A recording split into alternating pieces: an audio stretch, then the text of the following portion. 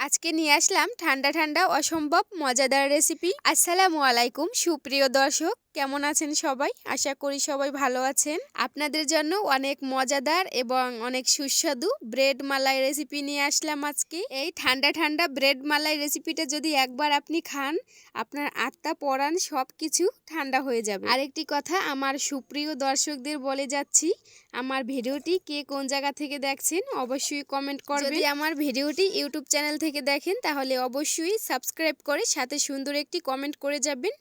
আর Facebook page থেকে দেখলে অবশ্যই লাইক, কমেন্ট, শেয়ার এবং ফলো দিয়ে পাশে থাকবেন। এখানে আমি কয়েকটা পাউরুটি নিয়েছি। আমি একটি রুটি নিয়ে হালকা চেপে বেলে নিব। এখানে আমি রুটির পাশের ব্রাউন কালারটা নিব না, সেটা আমি রেখে দিচ্ছি। এভাবে করে চারপাশের ব্রাউন কালারটা আমি কেটে নিব।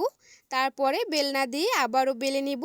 এই কাজটা আস্তে আস্তে করে নিতে হবে। আর আমার প্রিয় দর্শকদের বলছি, ভিডিওটি পুরোপুরি দেখবেন, না টেনে। এভাবে করে আমি সবগুলো বেলে নিব। আমার সবগুলো বেলে নেওয়া হয়ে গেছে। আচ্ছা, অন্যদিকে আমি একটি পাত্রে দুধ নিয়েছি। এখানে দুধ নিয়েছি প্রায় 1 লিটারের মতো। এখন দুধটা আমি জাল করে নিব। তারপরে দিয়ে দিব 2টো এলাচ।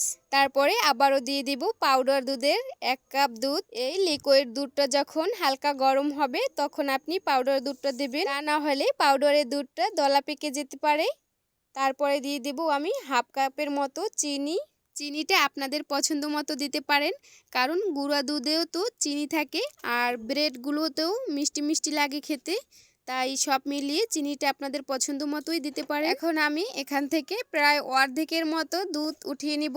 দুধটা উঠিয়ে নিয়ে তারপরে আবারও কিছুক্ষণ নেড়ে চেড়ে জাল করে নিব। তারপরে দিয়ে দিব 1 চিমটি লবণ। লবণটা দিলে মিষ্টির ব্যালেন্সটা ভালো আসে। তারপরে দিয়ে দিব কর্নফ্লাওয়ার। এখানে আমি 1 চামচের মতো নর্মাল পানি দিয়ে কর্নফ্লাওয়ার গুলে তারপর এখানে দিয়ে দিচ্ছি। কর্নফ্লাওয়ারটা অল্প অল্প করে দিবেন আর নেড়ে চেড়ে নেবেন। আর অবশ্যই আপনার চুলাটা মিডিয়াম আঁচে রেখে দিতে হবে। এখানে আপনার অনবরত নেড়ে নিতে হবে, নেড়ে নেওয়াটা বন্ধ করা যাবে না। এই তো আমার মালাইটা রান্না করা শেষ।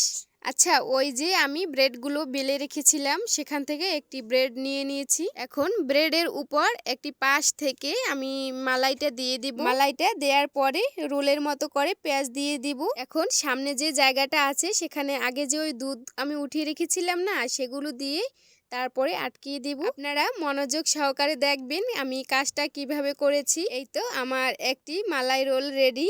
এভাবে করে আমি সবগুলোই রেডি করে নিব। এভাবে করে আমি সবগুলো মালাই রোল রেডি করে নিয়েছি। অন্যদিকে ক্যারামেল তৈরি করার জন্য একটি ফ্রাই প্যান নিয়েছি। তার মধ্যে সামান্য পরিমাণে চিনি দিয়ে দিচ্ছি।